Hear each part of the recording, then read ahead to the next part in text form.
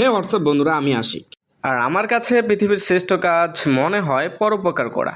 এই ব্যাপারে আপনার কোন মাইন্ডসেট হবে, যেই কোনো টাইপের কত উক্তি লাগবে, সকল ধরনের উক্তি মজুদ আছে। যদি আমরা ইসলামিক বলি, হজরত আলী ইবনে আবু তালিব রাদিয়াল্লাহু তাআলা আনহু বলেছেন, মানুষ হয় তোমার ধর্মের ভাই, না হয় সৃষ্টির ভাই।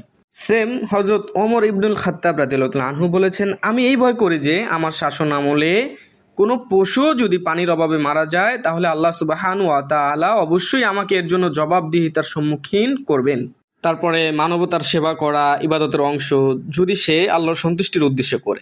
তারপরে হজরত আব্দুল্লাহ ইবনে মুবারক রাহমাতুল্লাহ আলাইহি বলেন, আমি চাইলে সারা রাত্র নফল নামাজে কাটাতে পারি, তার চেয়েও আমার নিকট অধিক প্রিয় কোনো মানুষকে সাহায্য করা।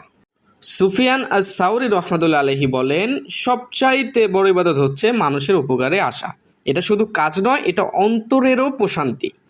এবং হজরত ইমাম গাজ্জালি রহমতুল্লাহ আলাইহি, যাকে আমরা কম বেশি সবাই চিনি, উনি বলেছেন, তোমার জীবনের প্রকৃত মূল্য নির্ধারিত হয় তুমি অন্যের উপকারে কতটুকু এসেছো তার মাধ্যমে।